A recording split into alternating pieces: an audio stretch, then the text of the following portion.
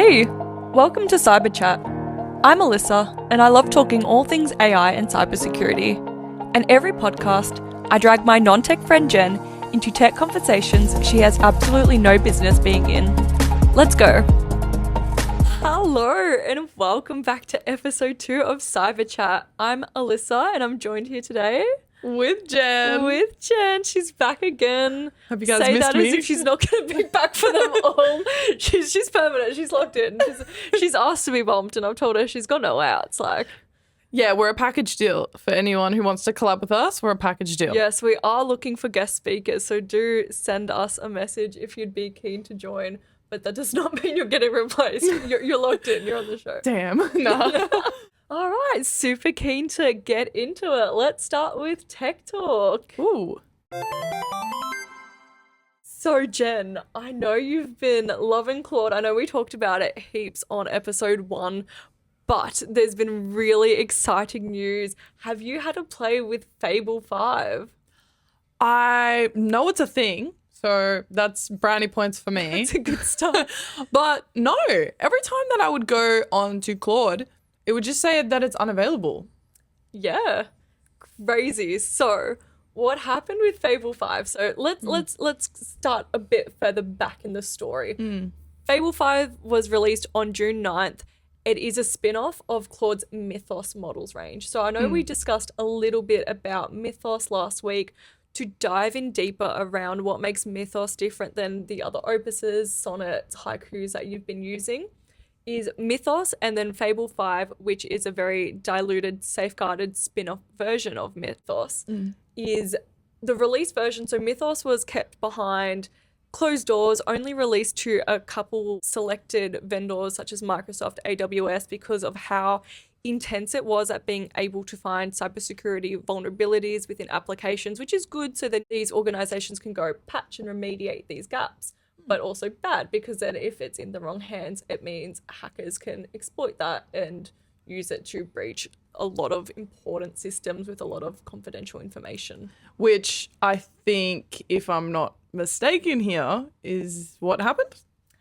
Kind of, yeah. So what happened with Fable is that the US government on the 12th of June, so it was released on the 9th of June, on the 12th of June, 3 days after, Didn't take long. Didn't take long. They jumped straight on that. They had a sanction where they said that Fable 5 and any Mythos and Mythos variants, which Fable is, are not allowed to be used by foreign citizens, full stop.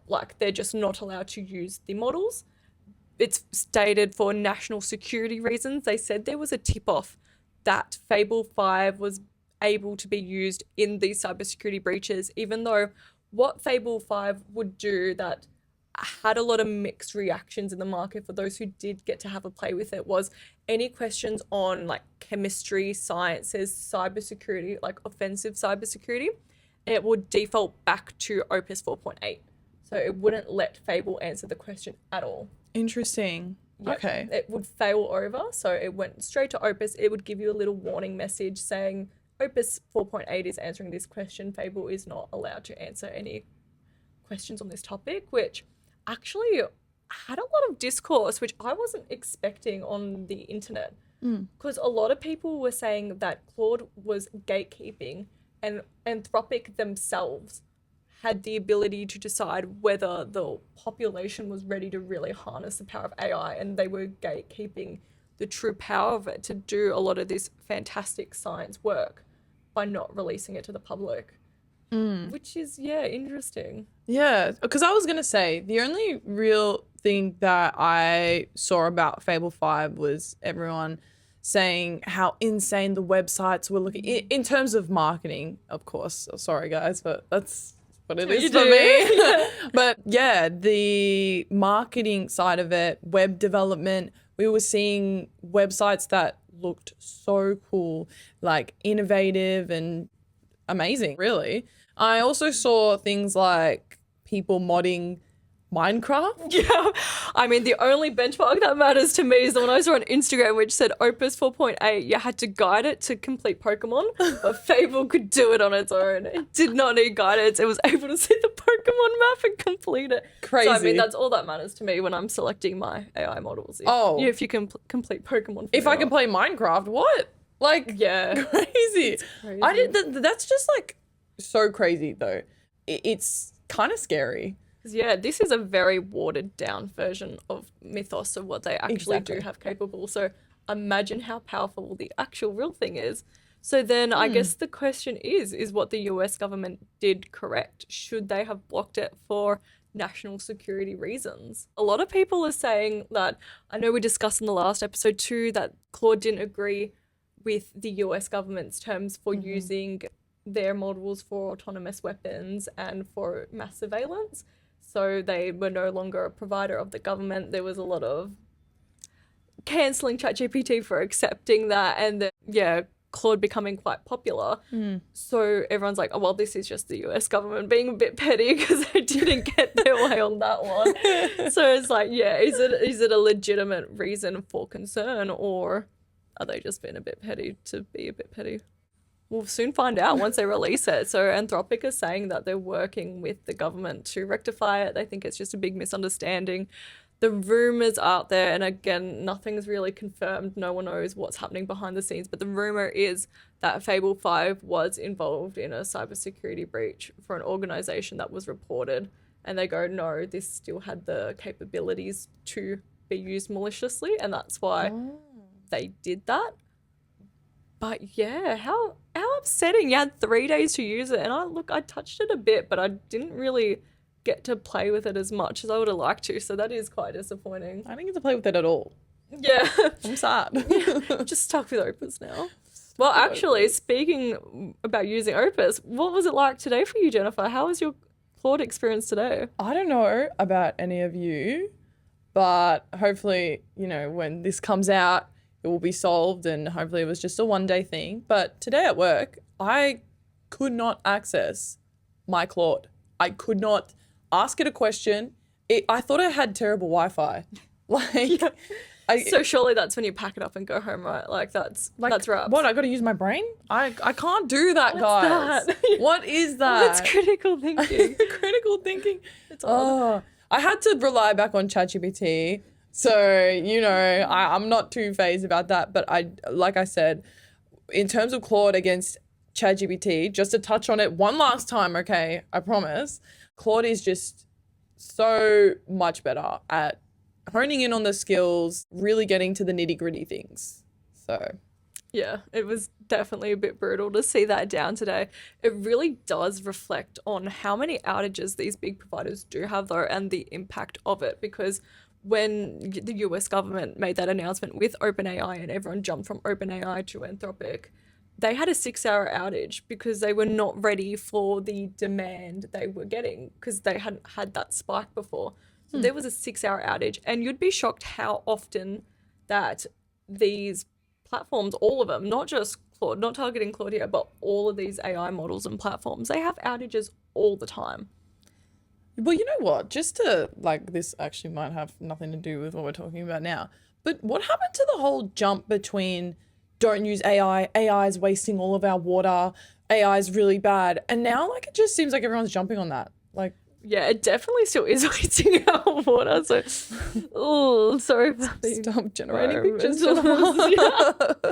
Yeah, it's definitely an interesting space. There is a very strong two sides to this debate. There are the environmentalists who say it is draining water, natural resources, which it definitely is.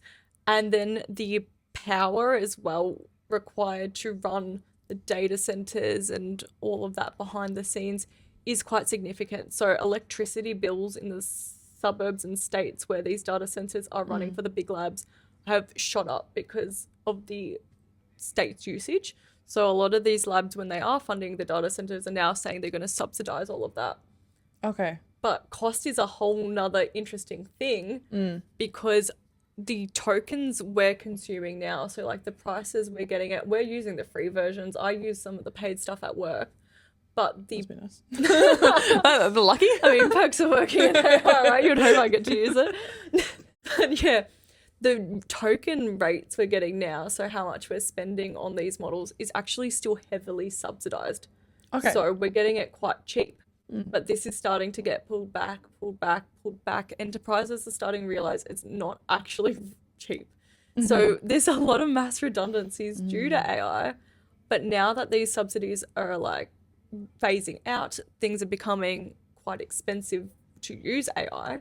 It's definitely going to be an interesting shift to see how it gets consumed and used. It probably won't be as mass as we're seeing at the moment. People will have to start scaling it back because it is going to be more expensive to run, and especially with the models improving as they are, becoming more reasoning focused. And that's the difference between Mythos and Fable and then the other AI models, is they're the first of their kind to be trained with deep reasoning, inbuilt internal validation inbuilt, rather than just guessing the next most likely word based off the training data. They're actually been trained to think.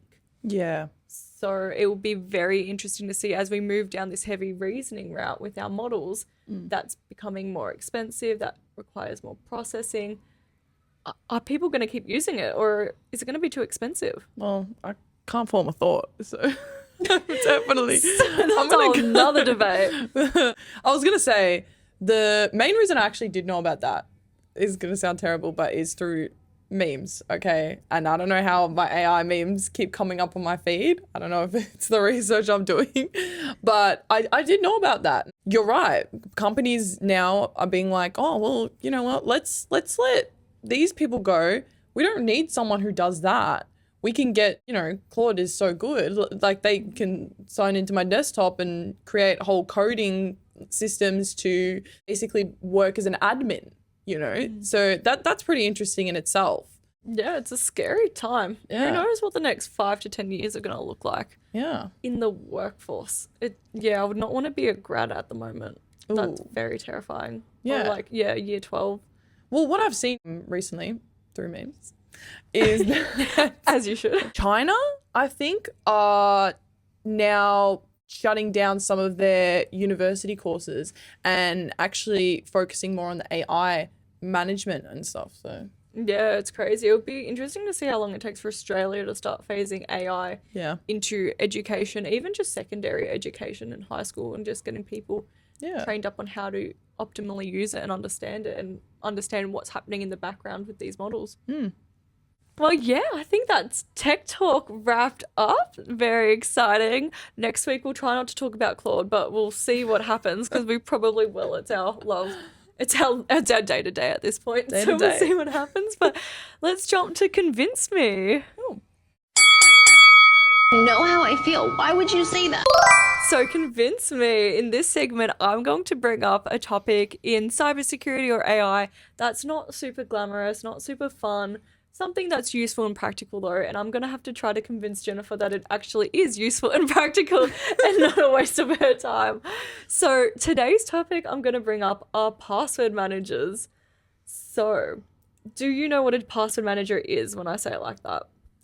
No, I have no clue. That's so fair.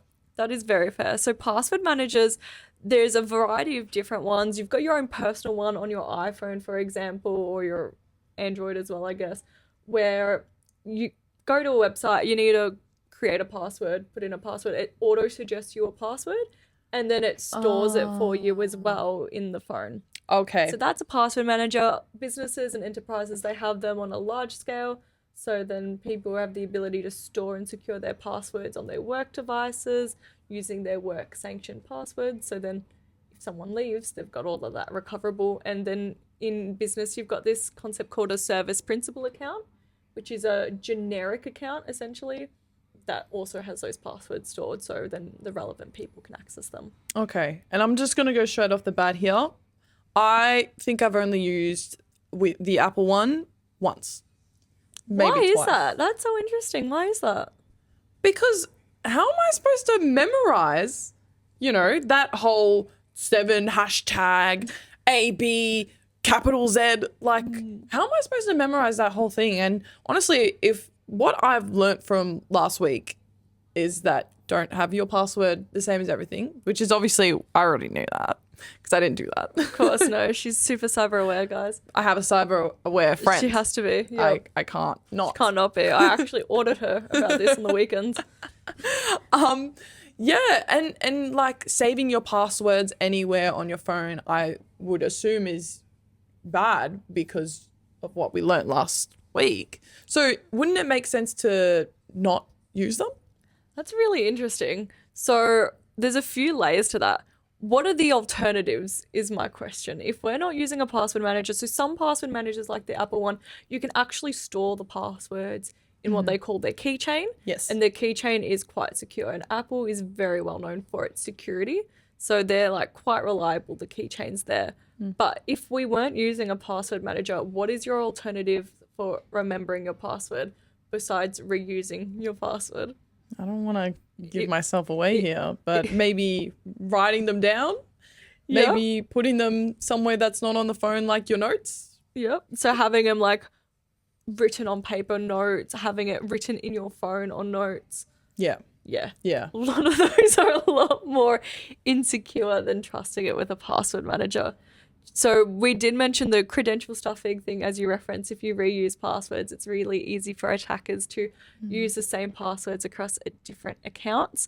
But then the issues you get with having passwords either screenshotted on your phone, or you could have them in your notes app, or you could have them physically written down, is that they've created a whole nother insecure surface that people can access. So think about iCloud. How many on your family are you sharing your iCloud with? So a lot of people do it. A fair, fair bit. You've got your sister, your brother, your mum, your dad. Like with your iCloud storage, you're sharing that. So that can really easily cross wires with them if you don't have your iCloud set up properly. We've got a shared drive on photos where we share. Oh, We've got a share folder. We do, yeah. So what happens if you accidentally, which it's super easy to do, accidentally add something to that shared folder? True. I never really thought about that. So you're saying once they get like a hold of that, you're gone again. There Exactly. you go. Just without a password manager is nice because it's a central way to store everything. Okay. And you don't have all these different surfaces that are accessible. They're typically quite secure, and the liability is not on you to secure it as well. It's on the party that you're trusting, your password manager. So for example, Apple. So yeah, it's definitely important in the sense so I don't keep seeing people sending me pictures of their desks with the post-it notes with their passwords on it or things like that, because it's so easy to have people just quickly glance and see that stuff. Okay. My thing is that like, what if I don't remember it and like say Apple's down one day and I have to know that whole big plethora of words? Yeah, that's fair. And I haven't seen Apple's keychain be down. It's not a typical thing we would see. It would suck though. I would fully admit that would suck. But do you know what the actual other perk of using like the inbuilt ones in your phone are too? Is that if you were to, you know how when you go onto a website, there's a login, you press the password field and it goes, do you want to use your password that's stored on your phone? If you were to go to a dodgy phishing website, like a fake website that someone's mimicked, to be that website, it wouldn't auto prompt you for it because it's not the correct website. So that's a really great way to subconsciously click and be like, oh, this isn't actually a legit website. So that's also just like a weird social behavior that people have noticed is quite useful. Interesting. I could take that on. Are you convinced? That's the question. I'm a little bit convinced. I'm not convinced on the big plethora of words that they always give you that seems like it's 20 digits long. But in the sense of trusting it, for sure. I'll trust it. Coming from you and you're saying that that's something to trust, all right, fine. Maybe I'll start using it. And you do have the ability to still customize those passwords anyway and only do the storage bit. You don't have to use their auto-generated ones too. So if you do want to reuse your password, you can. Or if you do want to generate a new password that's not just a random string of things, that's a good way to do it too.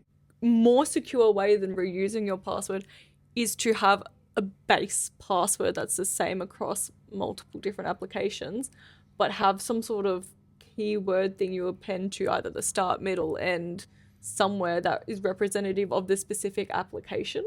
Cool. So then that way you know what that keyword is across different applications. It's not a reused password, it's slightly different. And then if that password was leaked, you know which application did it as well. That's good to know. So maybe I am convinced. Maybe you're convinced. Yeah, I would. Maybe. We'll have to see. Kind of hard to get. Convinced, maybe 7 out of 10. I'll take 7 out of 10, 70%. Damn, that's a pass. Is that an A? No, that's a B. I wouldn't know. All right. Okay. Don't have chat to ask. Claude's down. Claude's down. I can't ask. All right. Section 3. So for this week's Bot or Not segment, I thought I'd change it up. So last week we did Brooklyn Nine-Nine quotes. This week I've decided to go for audio. Ooh. So I've done something a bit interesting. Interesting. I have reached out to someone you know very well. And I messaged them on Instagram and I was like, I need you to send me a voice memo of your voice. So I'm about to play you 2 audio snippets. One of them is the legitimate snippet of this person that they sent me on voice memo, like voice notes on Instagram. Okay. The other is based off of the voice snippet they sent me. AI generated their voice to say another statement. You can do that? You can. You can do it for free. I was too cheap to pay for a service. So you can actually find free services online. And it was actually interesting. So there was a few I played around with to do this. Interesting. That when I uploaded, the voice said I need to speak the words on the screen to verify that the voice is my own. So then they've got permission to use it. And then I was like, well, no, I'm not doing that, Seb. So I found another website that was just like, yeah, tick the box to say I have permission to use this voice. So it did not take me much at all to do it. I didn't know that was a thing. That's It is a insane. thing. Yeah. I really hope I don't flunk this, because if I've learned anything from last week's episode, it's that I'm not very good at this and I thought I would ace it. So I reckon you'll do better, but we'll see how you go. So one audio will be bot, one audio will be not. So there's only 2. There's only 2 audio snippets, so I'll play them on my iPad. This is audio snippet number 1. Seashells, she sells by the seashore. The seashells that she sells, the seashells for sure.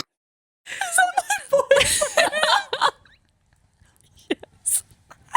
Jared, what are you doing here? Shout out to Jared. Alyssa. And I told him not to tell her as well, so it would be a surprise. Oh my God, Alyssa, you are a genius. Yeah, because you know what? That's a curveball.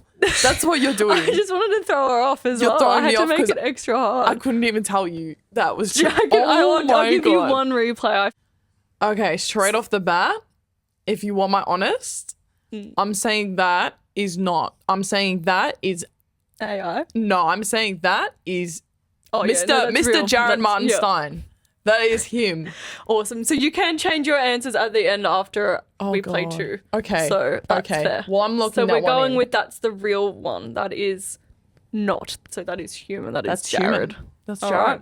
Here's audio number 2. I feel like the pressure's on this one too. It's always on. Peter Piper picked a peck of pickled peppers. Peck of pickled peppers is what Peter Piper picked. Oh my God. Okay. I'm locking in. That one is bot. That is one's bot. AI.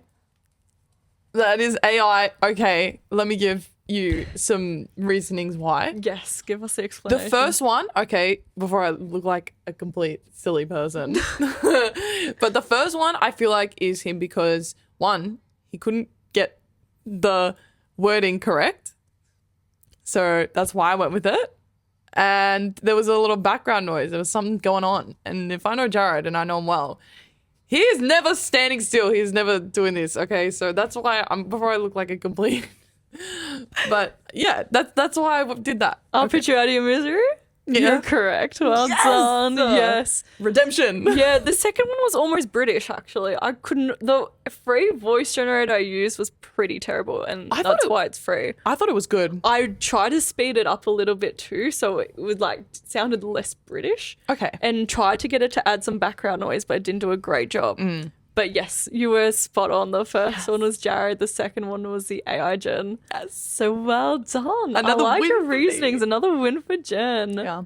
Thanks, guys. Well, thank you so much for joining us in today's episode number 2. Super exciting. It's been so much fun. I love doing this. This is a fun way for us to yap for a couple minutes about tech.